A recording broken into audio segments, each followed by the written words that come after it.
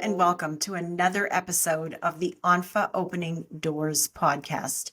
My name is Marlene Coffey. I'm the CEO of the Ontario Nonprofit Housing Association, and I'll be your host for today. In this episode, we're exploring the newly launched low end of market rental housing monitor, also known as the LEMR Housing Monitor. The LEMR Housing Monitor is a centralized data mapping tool shedding light on the low end of market housing stock in 6 urban regions across the country. ONPHA is a proud partner of this project with the Canadian Centre for Housing Rights, Purpose Analytics, and R&Shiny developer Charla Gelfand. It's a key part of our strategic plan at ONPHA and our commitment to use data-driven, evidence-based advocacy and innovation. This project was made possible through the generous support of the Canada Mortgage and Housing Corporation and specifically the Housing Supply Challenge. So today I am really pleased to welcome 2 special guests who played a pivotal role in the development of this project. Joining us today, we have 2 really special guests. We have Daniel Liadsky, Managing Partner of Purpose Analytics, and Megan Earle, Data Scientist with the Canadian Centre for Housing Rights. So thank you both for being with us today. And we're really, really excited about this topic. Housing is our favorite subject matter. And so to start off the conversation, I really look to you about telling us a little bit about the problem that we're trying to solve. So what is it that we're looking at in terms of the problem in the context of why we started this partnership and this research? Yeah, maybe I can start it off with just a little bit of a story.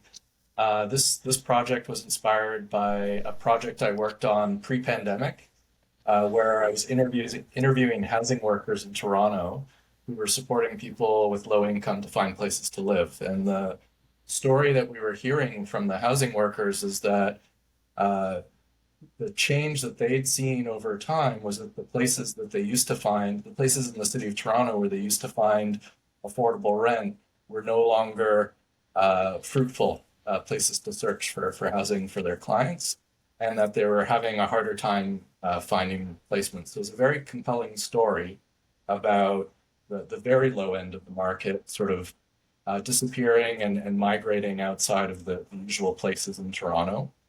But it was an anecdotal piece of evidence, and what I was interested in seeing is whether there could be some data that could help tell that story, and particularly could you quantify how big an issue this really is? You know, are there areas of affordability moving, or are they disappearing altogether? At what rate? How concerned should we be? That sort of thing. And you know, then when you look at in the bigger story of the housing crisis, where there's a lot of focus on increasing supply, would we see a change with that policy intervention, or are there other interventions we need to consider, because supply is quite an indirect way of addressing that low end of the market. So that's sort of the origin story. And then we partnered with the Canadian Centre for Housing Rights and the Ontario Nonprofit Housing Association, who were the housing experts, and we played the role as the data experts, and we worked together to bring this project to fruition. Thank you. Yes, community housing, affordable housing is the number one subject. It permeates in every corner of every community that we speak to. And so we do hear that there's a gap. We know that understanding that gap is a powerful tool in terms of that data and research that we'd like to engage in. It's an important part of our strategic plan at ONPHA, where we have made a commitment to really ensure that we have informed decision-based advocacy that's coming from hard data. So over to you, Megan. What was the number one challenge to you as a data scientist, as a researcher on this kind of an initiative? Yeah, so I think that, data gaps continue to be a challenge. The LEMR Housing Monitor is only able to show data that's been collected, and in many places we weren't able to access certain data for regions or for buildings, which ultimately limits our understanding of what's happening in those areas. So, for example, in Montreal, we didn't have good data to show individual apartment buildings and what's happening in them. And that, again, limits our understanding of what's happening in that area. So that's something that I think that the LEMR Housing Monitor shows as well. Of course, we want to be able to provide data and information to decision makers to help resolve some of the issues regarding housing affordability, but also to show what's still needed and what data still needs to be collected. I know in talking to you and the team that have been working on this project that there were challenges in terms of accessing data and particularly what might be considered open data. So, do you have any reflection on what open data does or doesn't do for us and where those opportunities might lie? I mean, I think in general, open data is seen to be a important mechanism for um, transparency and accountability, and it's sort of in this uh, world where we're in now, where there's all sorts of initiatives to improve the housing situation. Having the data to connect those interventions to the results is part of that story.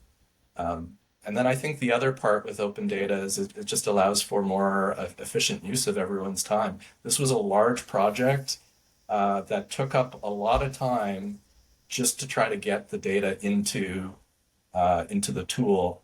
And if there was a data set that we had access to that just told us what people were paying for rent in their day to day, the project would be done. So it was a roundabout way of trying to answer the question that could have been answered more directly.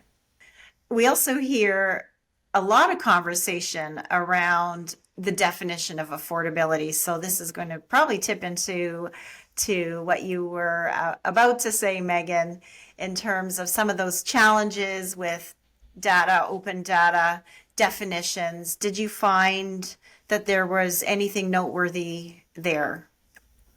Well, I just wanted to add to the previous question around open access to data, and I think that in addition to providing transparency and accountability, I think there's also a lot of value in using open data or having open data so that we can use it for new purposes. So, for example, one of the pieces of data included in the LEMR Housing Monitor is building permits data that we got through open portals that were provided by municipalities, and that building permit data wasn't ever collected to be part of a project like the LEMR Housing Monitor, but having it open access allowed for that possibility. So that's just another point I wanted to add regarding the open access piece. And the definition is another thing that was a challenge. There is no standard definition for affordable housing in Canada. So our definition takes into account income and household size and location, so that it varies across region and across household size. But Daniel's sort of more the architect behind that definition, so I can let him speak more to that, I think.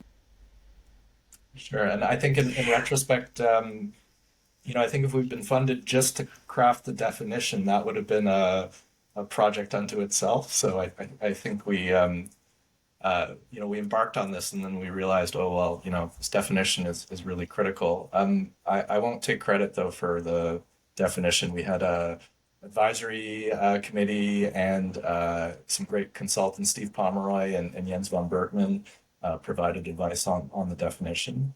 But really the focus was to come up with something that we thought could be applied across multiple cities and allow for comparison so that we're no longer just talking about how expensive different cities are, but using the same calculation, how are these cities doing from an affordability perspective relative to the income and cost of living of those cities. So we focused on an income-based measure. The technical version of that is we looked at 30% of the income for the median economic renter family income. And we chose economic families, which this may be another little technical piece, but there's a concept of households and there's a concept of economic families. Households include roommates, and I think we would argue that the current housing situation has pushed more people into roommate arrangements, perhaps not by choice, but by necessity. And so we didn't want household income and that phenomenon to drive our measure. And economic families really refer to people who are related together in some way and who choose to live together for that reason. And so it's sort of a subset of households. So that's just a little bit of some of the thinking that went into crafting the definition. We focused on looking at something that was closer to the asking rent rather than the average market rent. And average market rent is, for example, what's used in CMHC's rental market survey. And that just averages all rental units, no matter whether you just moved in or you've been in your unit for 10 years. So the challenge with average market rent is it's a lagging indicator. It's a little bit depressed because it includes people who've been in rent-controlled units for a long time and no longer reflects what the market is asking. So to get to that, we used the census, and the census has a question that asks when the renter last moved. And so we could look at units that had turned over in the last 5 years. The census actually lets you do that for units that turned over in the last year, but we used 5 years just to get a larger sample size. And so the thresholds that we use in LEMR are not average market rent. They are closer to the asking rent in the current market. So this research is telling us a story. And the story is quite unique, and I have to just shout out to you and the team how incredible your work is. It's new, it's unique, it's valuable, and wasn't easy. You had an entire team of people who worked on this initiative throughout the year to really put together something very special in an easy-to-use tool. So I would like to hear more, Megan, from you in terms of describing the project. What does it look like? How does it work? What's the functionality? What would be unique about this tool that we have built? Sure, yeah. So I think that one of the most unique parts of LEMR is the way that it integrates data from so many sources. So we're using federal StatCan and CMHC data and then putting that together, but then also adding in provincial sources like data from landlord and tenant boards, as well as data, like I mentioned earlier, from municipalities on things like building permits, but also locations of apartment buildings and their individual features. And, ultimately by combining all of these different sources, I think we get a better sense of what's going on, more so than if we were just looking at, one data source alone or looking at all of these data sources individually. So the LEMR Housing Monitor has sort of two key features in my mind. So one is the data maps. So these are maps for each region that show where the low end of the market is. And then you can also toggle the year so you can see how that stock is changing over time. And then it also maps out some contextual information, which varies by region depending on what data was available in different places. But you can map out things like evictions data, building permits, like I mentioned, looking at buildings by things like construction year. And then it also allows you to zoom into specific buildings to look at specific features. So if you were to click on a building, it'll show you, the number of units, the number of accessible units, building evaluation scores, and just sort of specific features for specific buildings. And then the other key feature that I think is important to mention is the data stories. So the data stories are sort of short, easy to understand reports that show some insights from the data that we've been able to uncover so far. So we've done things like regional comparisons on change of affordable housing over time. We've looked at change in evictions over time in the different regions. And then we've also done a case study on a neighborhood in Halifax, for example. So what does that story tell us, Daniel, from a overarching perspective? There are trends. What is that story? Why does it matter? Yeah, well, so I think what's interesting is that it tells multi-levels of stories, but at that high level, It's telling us that some cities are doing better than others. And that's an interesting question unto itself. What are the features or policies or built form that have led to these differences? But of course, across all cities, we are seeing that the pressures on renters, and particularly accessing that lower end of the market. So in many ways, I think LEMR is a great starting point for asking more questions or generating more questions. I think the other key story is it tells us what's missing as far as data is concerned, because we demonstrate how some cities are able to provide real rich information at a very granular level, and other cities are not. And I think at this point that the fact that we can see that some cities are able to do this, it really becomes a question of choice and priorities. It's not about whether it's impossible or not. Cities are demonstrating that it's possible to collect and disseminate information about the building stock and about information that's relevant to renters. And we hope that this instills a little bit of competition, I guess, among the cities to catch up with each other and share equivalent data sets across the regions. Any perspective from you, Megan, in terms of the story that the data is telling us? Yeah, sure. So I just reiterate to what Daniel said. I think again, it has this sort of overarching story that tells us that we're losing the low end of the rental market. I think that's especially true for one-person households. But I also think it has this message around, what's possible when housing-related data is made open and accessible, and how that can be used to support evidence-based decision making. Marlene, maybe I can just add one other thing to that question, which just to go back to my original story about the housing workers.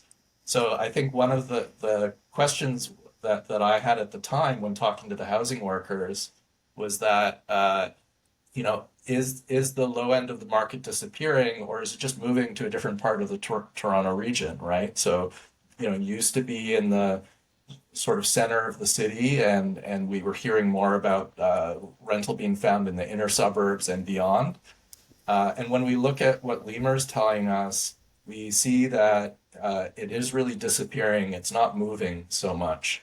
And, that does make sense. The built form of the outer suburbs and the around Toronto doesn't necessarily lend itself to the type of housing that's going to be, small and affordable.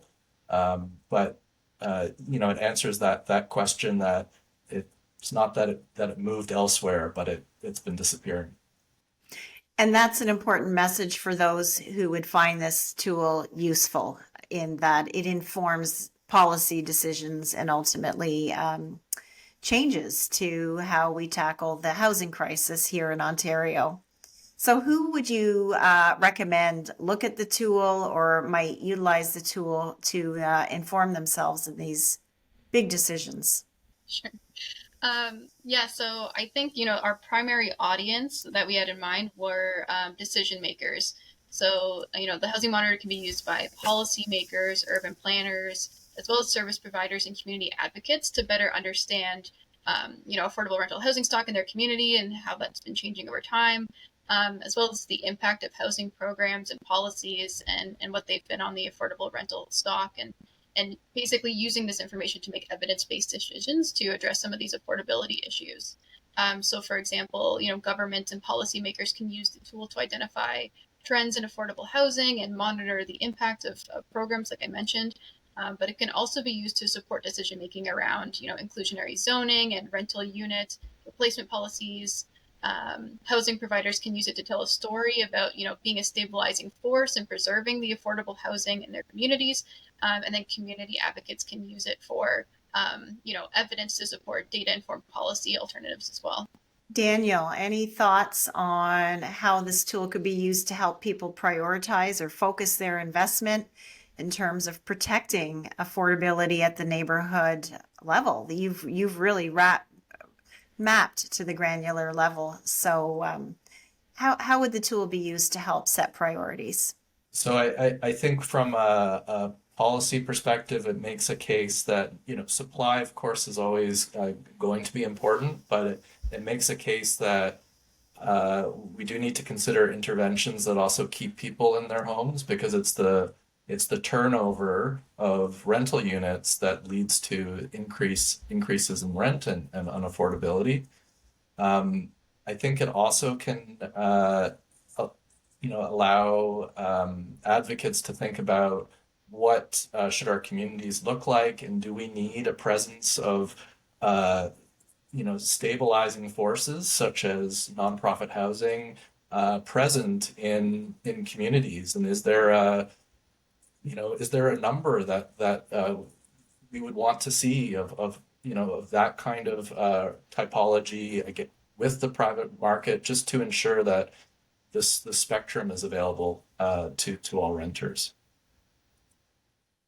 So I'm going to ask a question of both of you, which is really about matching up supply with demand. We tend to talk about those two things as separate streams, but in fact, it's really important to understand the relationship of how they dovetail. Do you have any thought around or reflection on how we can really use the power of information that is in our systems, the data that is available out there, to marry supply and demand to make sure that we're making the best recommendations possible for housing affordability at the local level? So I will turn to you first, Megan. Sure. So I think, the LEMR Housing Monitor really is focused on the supply end of things. And so a lot of the information that we've been able to uncover has to do with essentially the existing stock, and how that's been changing over time. But I think that, leveraging partnerships or other tools that focus on demand and sort of looking at those things together can really help us to understand, okay, where is demand the greatest? And then ultimately, see how supply matches with that. So I think, that marrying might be a bit beyond the scope of the LEMR Housing Monitor now, but definitely opportunities for partnership and expansion to be able to do that in the future, I think. Yeah, I think you can see a little bit of the challenge with demand is that the what you see in the supply is sort of reflects the demand, right? Like you can't, or at least relative to other markets, you can't have you can't run if you run out of housing for a certain group, they're just not there, right? Because there's nowhere for them to live.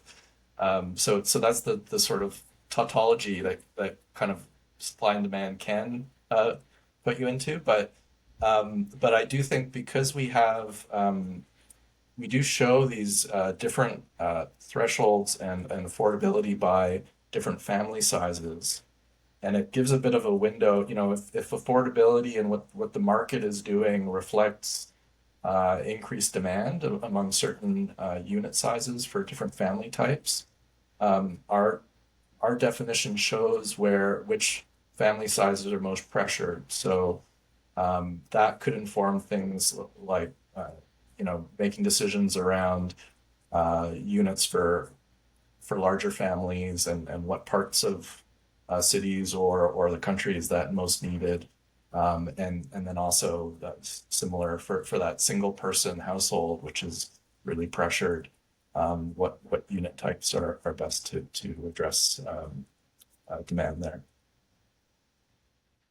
So to our listeners, we have also done work. It's a separate initiative, but through the Canadian Rental Housing Index, it's also possible for people to look at their riding area and really understand what is happening to the demographic in terms of pressure for housing affordability, and what some of the profiles within that demographic is at the neighborhood level, not neighborhood level, but at the riding area. So it's an interesting overlay if we start to look at these different pockets of information and how we can use that for informed and evidence-based advocacy and recommendations.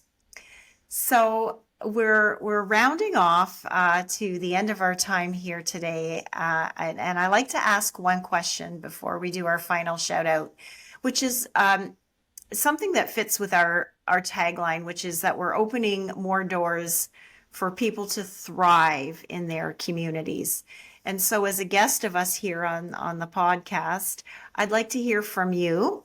Which door would you open first if you could to help housing affordability at the community level? I can I can start. To stay on theme, I think I'll say access to data. I think that having greater access to data allows us to better understand what information we have at our disposal and what we still need to address these issues related to affordable housing. Oh, I don't know if I can follow that. That was And Daniel, what? I know, that's very good. that was really well done. And this is a surprise question, so you didn't have time to think about it. Yeah. Can we just leave on that one with that's a really great one to end on. I would say me too. Agree with that. Well, both of you are such experts and have just done such incredible work as leaders on this initiative. It's really important work because you did the heavy lifting to tap into different sources of data that are not easy to manipulate or use, and you've managed to integrate those and dovetail them into an easy to use tool on a map. You've been able to highlight 6 large metropolitan areas across Canada, the Greater Toronto Area being the first example here in Ontario. We do, of course, want to invest further in this kind of work, and we're hoping to be able to bring on stream additional communities in Ontario that have this kind of deep dive research that's made available to those decision makers that you had spoken about earlier, both of you. So for our listeners here, anyone who would like to check it out, you can visit lemr.ca and find out more about what we've done to date. I also shout out to everyone to stay tuned. We'll have the subsequent podcast where we're talking about how we use this kind of data to bring real life examples to fruition in terms of expanding the housing supply in each of our communities. So to all of you who are listening, thank you so much for being with us. To both of you as our guests, thank you so much for the hard work and heavy lifting you've done. Keep it up. It helps organizations like ONPHA really bring forward our best recommendations to policy and decision makers in terms of how we can tackle the housing crisis together. So this concludes our Opening Doors podcast. And thank you again, everyone. Please stay in touch, stay in tune, and keep up the good work.